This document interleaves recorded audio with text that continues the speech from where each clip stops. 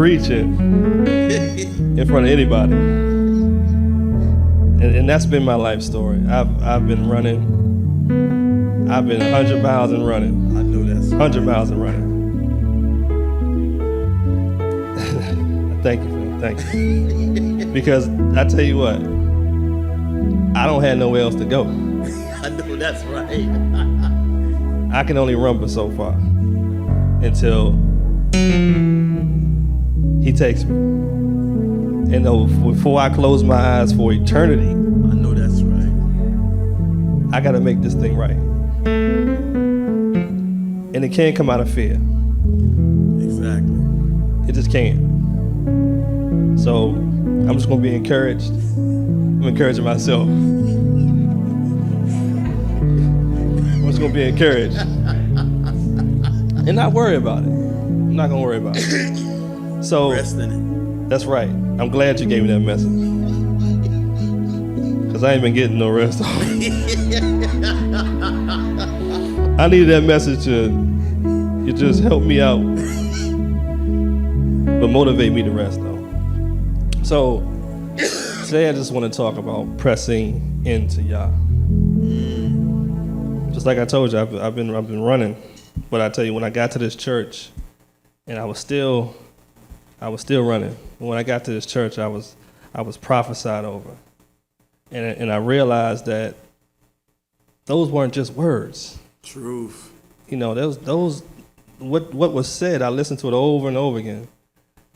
Those weren't just words being told to me. That was something that was speaking into my life, and I realized that prophets are God's mouthpiece, and so I have to take what they say seriously. But like I said, I was running. I don't know why, but to be honest with you, sometimes I continue to run. But I know that kind of relationship. I mean, it was my kind of relationship. It was that comfortable relationship. I just be in the background. I let everybody else do what y'all want them to do. I just be in the background, just be my little comfortable self, my hallelujahs. But it comes a time where you have to seek in. You have to go inward. Because I was going out. But even though that kind of relationship can be so dull, so stagnant, I was okay with that. It's comfortable, yeah. I was all right with that. I was all right. But that's not why I was put here. I mean. And I didn't really get to understand why I was put here until I was put in a predicament to make me understand why I was put here. And in that predicament, I almost lost my life. But it was just to wake me up and say that, okay, start all over. Get your stuff together. But deep down inside, I felt like I wasn't growing spiritually. And I needed to grow spiritually. Everybody around me was doing it. So in a way, I felt peer pressure. That's a good peer pressure, though. Yeah, it is. Everybody around me growing spiritually, and I'm sitting in the same space. I seen guys that I used to go to high school with that was really into doing some wrong stuff. And then turn around, I ain't seen him for 10 years, and then I see him playing basketball, and they tell me they turn their life over to Christ or to God. I'm like, this is awkward. Because I wasn't in the same space. And then it happened over and over and over again. And I realized the pattern. The common denominator was really me. Why wasn't I pressing in? Why wasn't I trying to get closer and closer to God? And why everybody else that I didn't even think would even do it are showing me up? And not to be in competition with anybody. But that's in a way a good competition, because I'm like, I want to get in there too. But I want to do it with some substance and not just do it because everybody else is doing it. It's not like a tattoo. Yes. Everybody else get one, I want one too.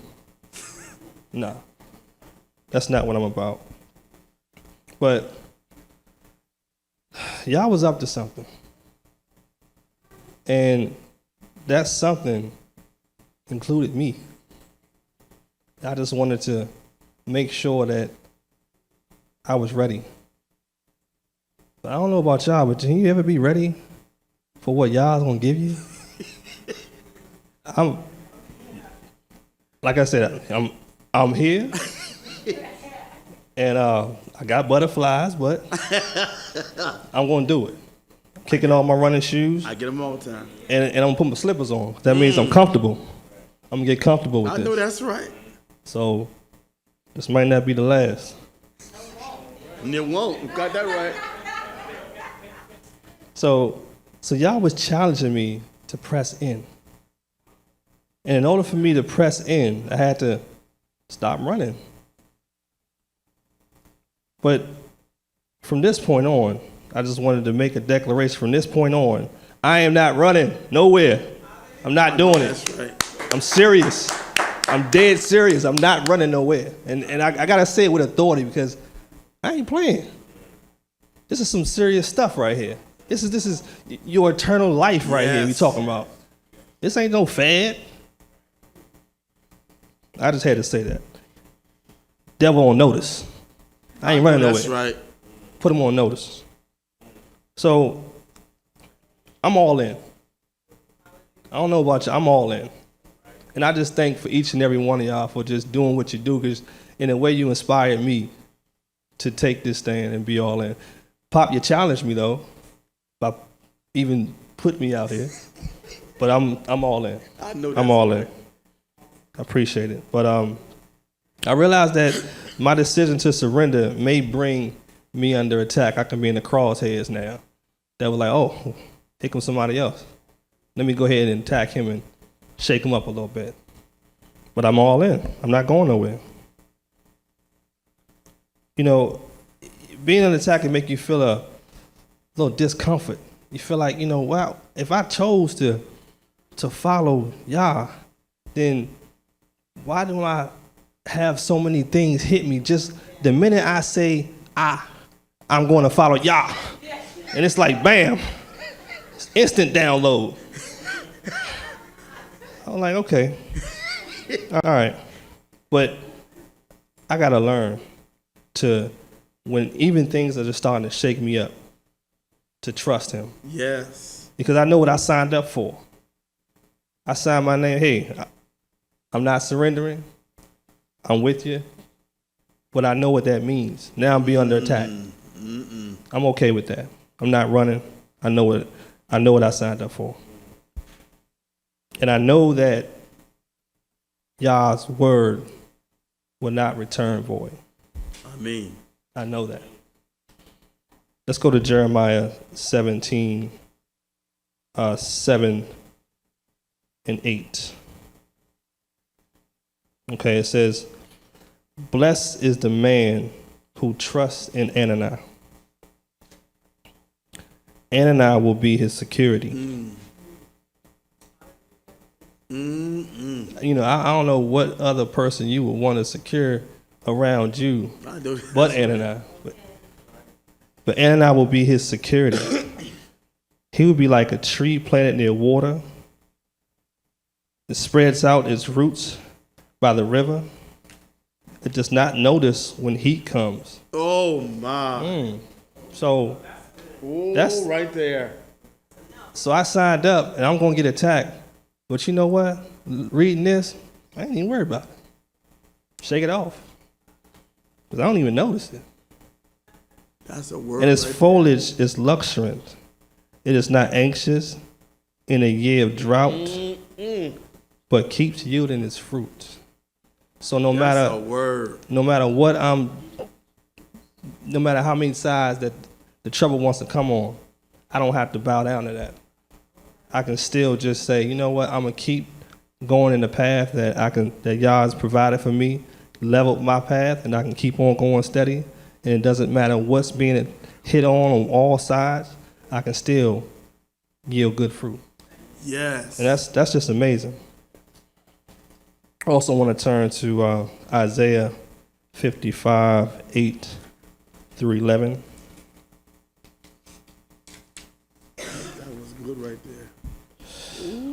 It says, "For my thoughts are not your thoughts, and your ways are not my ways," says Ananiah. "As high as the sky is above the earth, are my ways higher than your ways, and my thoughts than your thoughts. For just as rain and snow fall from the sky and do not return there, but the water on the earth causes it to bud and produce, giving seeds to the sower and bread to the eater, so is my word that goes out from my mouth and will not return to me unfulfilled, but it will accomplish what I intend and cause to succeed what I sent it to do." Knowing that, just saying, you know what, well, yeah, you sent me out, and I've been just taking it for granted. And all along, you had something set up for me already. And I just been just dodging it. And I'm not doing that no more. And y'all just, this has talked to me over and over again. He sent me out to do it. But you know, I sometimes look at our relationship and how we need to press in. And I look at, and excuse me for talking in sports kind of analogies, but I think of the coach and I think of the players. And, you know, a coach needs his team to rally behind him, to believe in what his goals and visions are. And the coach may decide to change things. He may decide to change the long term, or to change things for the long term vision that he has for his whole entire team. Okay? And he might have to meet with players one-on-one. He may have to schedule, you know, one-on-one individual meetings. And I think about it and I say, you know, our one-on-one individual meeting is our prayer life with God. That's being scheduled, should be daily, hourly, you know? And that's the kind of relationship I want, to have meetings with him individually. And now it can all be together as well, but I'm working on something over here. I know everybody has their individual thing they need to work on, but we all had to schedule our meetings with y'all.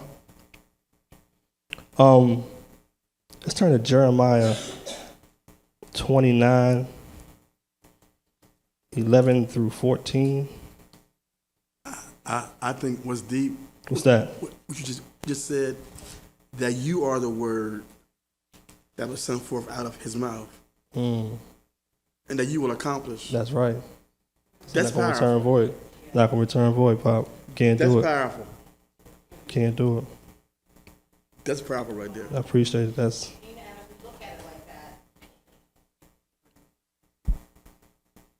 We look at it like that as we are Yahweh's word that he spoke, there you go. and we will not come back void. That's right. That means we have to stand up to what he spoke even before we were here. So if we look at us as being his word going forth, we not coming back void, because he spoke us all into existence. You know what? That's I think right there. That's messing me up. That right there is That's something. messing me up. Wow, we're held accountable. Yes. Someone he spoke. Oh, you know what? I'm ready to shake you up for that one. Yeah. Oh, I like Yes. that. So I gotta write that one down. Thank you. Thank y'all. That's awesome. Thank y'all. Okay. Jeremiah 29, 11 through 14. For I know what plans I have in mind for you, says Ananiah. Plans for well-being, not for bad things, so that you have hope and a future. When you call to me and pray to me, I will listen to you. When you seek me, you will find me. But here's some conditions on it, though. Provided you seek me wholeheartedly. That means all you bring it on, bring everything. but bring everything. Don't just be partial with it. Bring everything. And I will let you find me, says Ananias. Go ahead, man. So, a little bit of extra there, sorry. So, just collectively, even with that first scripture you brought, for those who are rooted, planted by the river, when they feel heat, when heat comes around, they don't feel it because they know wholeheartedly who they are planted in. Ooh. Oh, that's right? good. And that's why when things come around, you don't even notice. Oh, people around you talking about, oh, you see how they looked at you? Nah, what you talking about? Ooh. Right? That's good. That's good. That's what's up. I'm gonna back up. Thank you for that word. Thank you for that. So essentially, all I have to do is seek him. Just press in closer. And Ananias says it that you will find me. If I just press in, sometimes I feel like so many things is going on and you try to deal with it yourself. But if you just stop and just press in, and I'm not hard to find. You know where I'm at. That's what he's talking about. I'm not hard to find. You know me. This is where I am. All day, every day. Press in and you will find me. Now, like I said, there's only one condition though. And this is no joke. You have to do it wholeheartedly. You can't be playing around with that. And that's what I was doing. It wasn't wholehearted for me. I was partial. Every now and then, put you on a, back burner until I need you. And when trouble strikes, then I'm front and center. Please, please, please. And that got tiring, You can't have that kind of relationship with your creator. But also when it comes to like a coach and a player, the coach may have to change policies, he may have to change the practice routine. So things that you were used to doing, you can't do it no more. You may have to change the way we even worship. You may I had a part-time worship. And it was worship in the church. When the drums get to going and the keyboard, I'm worshiping, right? But then I realized I can worship in my car. It's the truth. I can go to work from my distance to my house to my job. I can be worshiping God, getting my mind right for what I'm about to deal with when I get to work. Because I don't know about y'all, I'm a cop, and we ain't looking too good in the news. So I need that time to get my head together. And so I can worship any way I want to. I don't have to just do it when I come to church, even though it does feel right. Because y'all lay it down in church. It does feel right. It just, I need more than just church worship. I can worship in my house. I don't know about y'all, but I'm a shower worshiper. I know that's right. I done put many albums out in the shower. Go with triple platinum.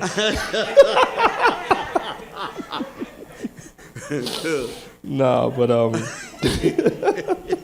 got Grammy Award winners, man. I know that's right. Stella! I wish I could record them, boy. The shower worship. Nah, but that's a good one. Shower worship. Let's turn to Matthew 6:33. It says, "But seek first his kingdom and his righteousness, and all these things will be given to you as well." I've been.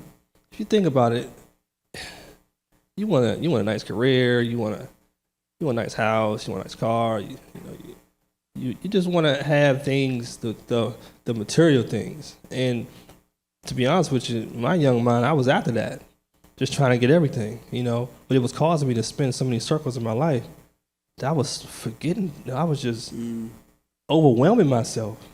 I'm in places where it's just so superficial. Everybody just looking about what you got, and then try to make that your worth. That's not my worth. Because I have a nice car, because I have this or that clear clothes. But I didn't think about this right here. I just need to seek righteousness, seek God. And all those things that he want me to have, really not for me to have, but what he want me to have is going to be added to me. And I'd rather have what God wants me to have. I don't know about y'all. No, that's right. But if I go with what I want to have, I'll be jacked up from the floor up.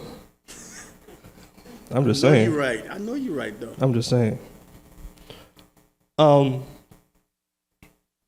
instead of, the way I was thinking is that what can I get out of the deal when it comes to Yah, I got to reverse it and say, I'm just going to give Yah a blank check and say, you know what, this is my life. This blank check is my life. Write what you will. Sign off on it. I may even put a little memo on it saying, I give up. And just have him just sign everything. I mean, the date, the day I was born. I mean, payable to. I'm his anyway. He can even write out the amount. Infinity. He got everything. Wow. This is this blank check right here. Millennia check. Got too many zeros, I can't even count. And that's what I'm saying. Just, here's my life, y'all. Change me, do what you will. I will not fight you back. Matter of fact, I'm tired of fighting. I'm tired. I'm in the corner throwing in the towel. Here it is, I'm done. Do what you will. It's on me. But the thing about, and I sometimes hate to admit it, but the thing about Yah is that when you get so close to him, I was telling you that we come under attack. And you may think that some of these attacks are just coming from, the devil, coming from all these things I'm dealing with. But to be honest with you, Yah has a stake in there too now. Y'all, look, y'all think y'all be, is all loving and all this. He disciplined you like a father now. I'm just saying what it is. Look, in order for you to get you to change, sometimes you have to take the problem out. And you just can't, it's easy to say, hey, stop doing that. And you just stop doing it. But we ain't like that. We hard-headed. We set in our ways. He said, okay, try to tell you. Now I got to discipline you. Truth. And I say that, I'm a father too, and I sometimes have to talk to my kids 2, 3, 4, 5 times. And they don't do what I tell them to do. It's like, all right, man, here it comes. Consequences. Truth. But Yah has standards. As much as we, you want to do your own thing, Yah has standards. You can't just be doing anything you want. And when you sign up, you might as well just take the belt now. There it is. Because I got to do it. I got to break you to get to you. Ooh, my. So like I was saying, Yah is the coach and the team is the believers. And Yah wants to just meet with each and every one of us on a daily basis. He wants to change our relationship. I don't know about your relationship, but he wants to change our relationship. And there always can be some improvement in our relationship with Yah. I don't have it all. I don't know, I'm not perfect. But I know that he requires us to push inward. He requires us to get closer, no matter what. I take the beating. I take the discipline. I got that. I say that now, but when I'm in it, I'm like, man, come on, man. I just signed up. Stop. I got this, I got that. So when I got turned to this tour, I just had to go on in and say, I need some motivation. I need some motivation to be able to last and to persevere through it. But and I said again, like, y'all have to change our practice routine. If our routine is just to, get up, take a shower, and go to work, we might have to change that.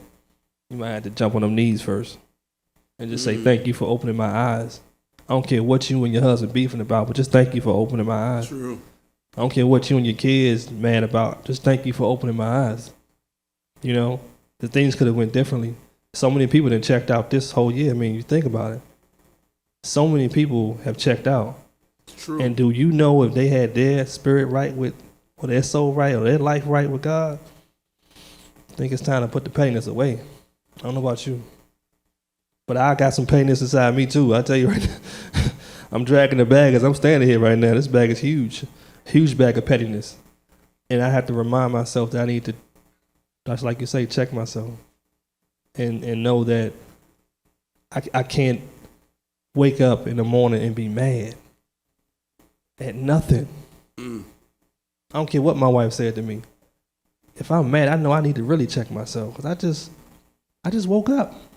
My heart's still beating. That's free, right? My heart's still beating. Blood is still running through my veins. I'm still strong. I don't have any sicknesses. Why in the world should I even be mad? And so I'm saying those are the type of things I'm trying to change in me. I don't know about, everybody has their individual things that they need to change, but I'm just gonna start with just opening my eyes first. Change the way I think, change the way I see things, and then change me. God gave us that power. I know we can call on y'all for everything, but something He equipped you with this. Look, this is the book, this is the instructions, and in a way, this is your playbook. You know, because everybody has a position here on His team, and everybody has a certain specialty. You're on the team, you got to do your job. Your guy beside you is going to cover you, but he's going to do his job. And it's okay if iron sharpens iron. Because when the coach, and you think you're not around, but you can still be in the gym, be in each other's word, Bible study. Something. We got to get better. Because the ultimate goal, I think, of heaven being the Super Bowl. All right? We got to get there. We got to get there. And so in order for us to get there, you got to practice. And then we got to win against the opposing team. The opposing team, we already know who that is. We got to win against them. No matter what. Leave 110% out there on the field or in the world. Leave it. But know that you can be, even when halftime comes, you can come back and rally again with your coach. So when you're getting beat down, even if you may be losing, you come back, and then that last quarter, you come back and you take that game away, and you win that game. That game is life. And we're going to win against this thing. But I thank y'all. I really thank y'all. I'm not over it yet. I thank y'all for just hearing me right now. It seems like I'm walking down somebody's street. Pop, you was walking down my street earlier today. I meant to tell you that. He was all up and down my street. But like I said, y'all just want to change us. And no more, I don't know about y'all, but I'm willing to change. I'm willing. I don't know about you. I'm willing to change who I am, what I do, what I talk about, what I read, what I think about, what I pray about. I have to. I got 2 boys, and they looking at me. 2 black boys too. So I got to warn them about some things. They don't know. It's true. They don't know right just right now. They don't know. So Ann and I, like I said, you're going to make these changes through discipline. May not feel good. Discipline don't always feel good. But it's for your good. Let's turn to Hebrews 12, 6. I'm going to read all the way down to 13.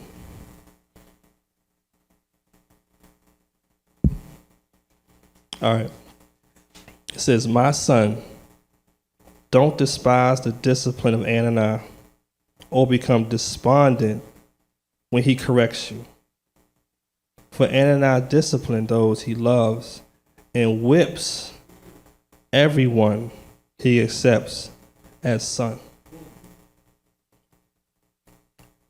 Regard your endurance as discipline. God is dealing with you as sons. For what sons goes undisciplined by his father? All legitimate sons undergo discipline. That's what it said. So if you don't, you're a masmer and not a son, A bastard. That's true. basically. Furthermore, we had physical fathers who disciplined us, and we respected them. How much more should we submit to our spiritual father and live? For they discipline us only for a short time What? and only as best they could. By he disciplines us in ways that provide genuine benefit to us and enable us to share his holiness. Wow. Now, all discipline, while it happens, does indeed seem painful, not enjoyable, but for those who have been trained by it, Wow. it later produces its peaceful fruit, Oh my God. which is righteousness. So strengthen your droopy arms and steady your tottering knees and make a level path for your feet. I mean, that's just powerful. Oh my God. That's just powerful because it's all in there. This is, you know how your parents say, I'm beat you because I love you. This one really explains it. I wish I can have you to just sit in front of all my sons and daughters. Read that one more time. All of them come together. You read that one more time because sometimes they take discipline personal, Mm-hmm. The wrong way. Yep. and it's not the purpose of it. Mm-mm. And they try to think you trying to hold them back from something, or you know, and it's not that.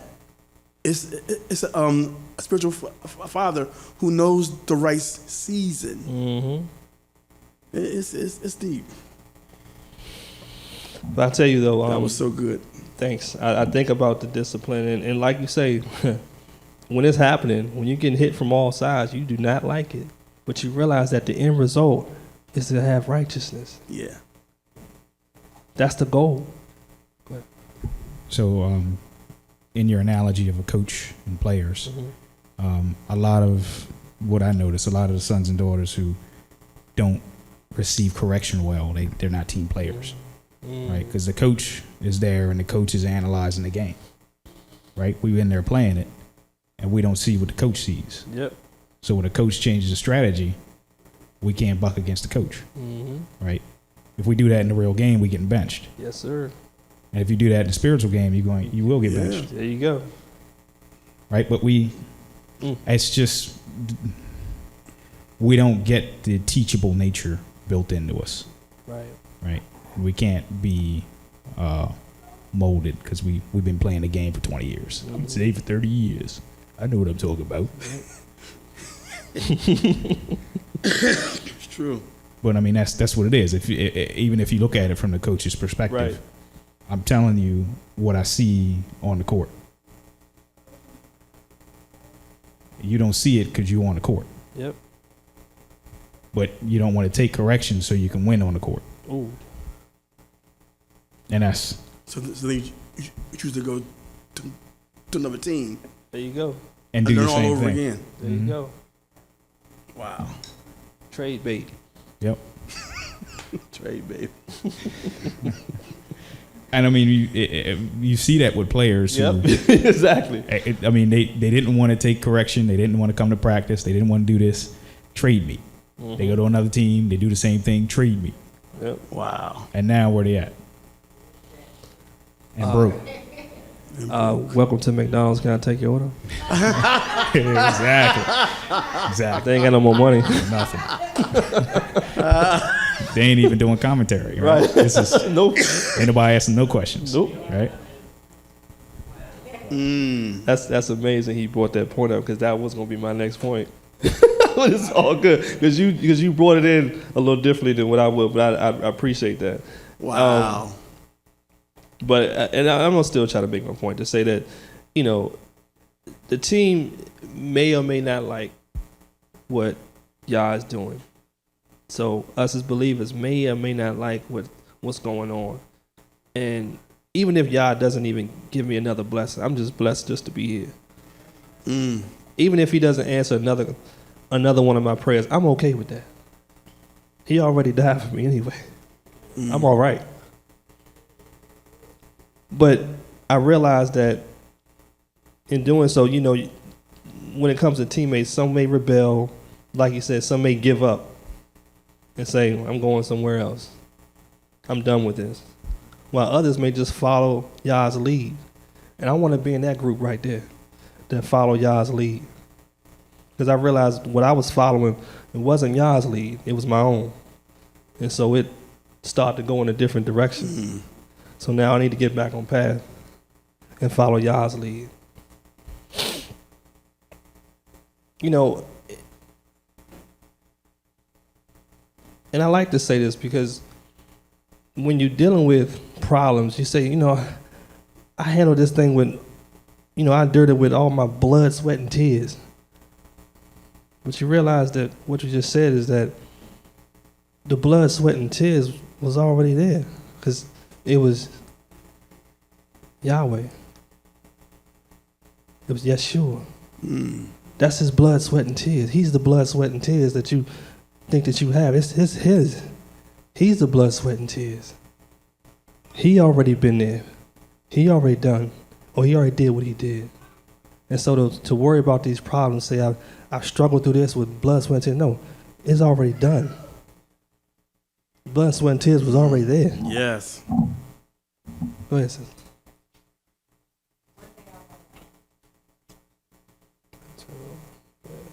Hello. One thing I wanted to mention is, like Pastor Joseph said, sometimes people, they give up, they want to be traded, they want to go to other teams. But the good news is that when you think of the team that won last year, the Seahawks, it was a team full of people who didn't really have a chance. It was a team full of people who weren't necessarily in the draft, but people taken off the street. You know what I'm saying? They had the athletics, but they didn't necessarily they didn't go to a top ranking school. They didn't go to, they didn't do combine and all of those things. So sometimes the people that give up, it's those unlikely candidates that get to where they need to be. You know, the ones that you don't have, you're never going to make it in the NFL. You're never going to be in it. That's the team that won, not. What year did they win? Not last year, but the year before last. That's the team that won. Well, I tell you, this analogy got everybody talking now. Boy. Football, boy, this is what we do. But actually, teamwork is what we should do. Yeah. Because that's what it takes to get to where you need to get is teamwork. Working together for the good. So, but in closing, though, just want to say accept the challenges. I don't care what's happening. Accept the challenges. Even when you're facing trouble, just accept the challenges.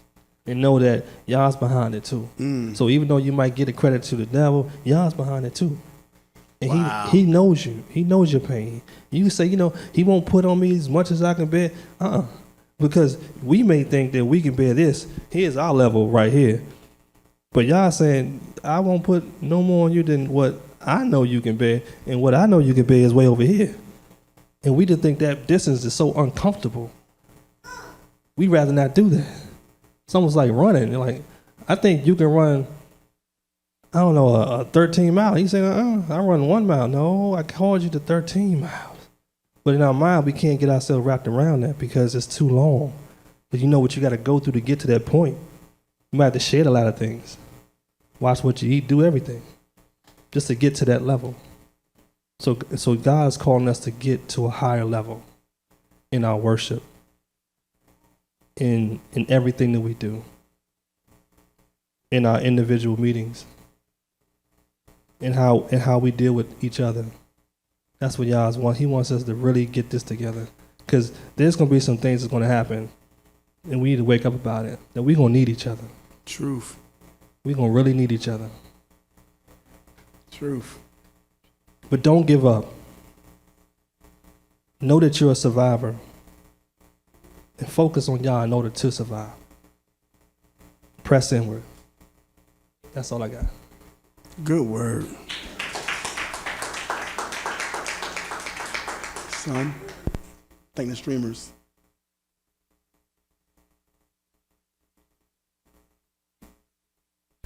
Okay, this will be the end of my message, and I just want to thank everybody that was watching. Thank you, streamers. Thank you for tuning in to our evening service. And I'd like to say again, like Papa always tell you, you got to come and see us. You have to come and see us. You'll be blessed. Stay blessed. Thank you. I mean, good word, son. Yeah.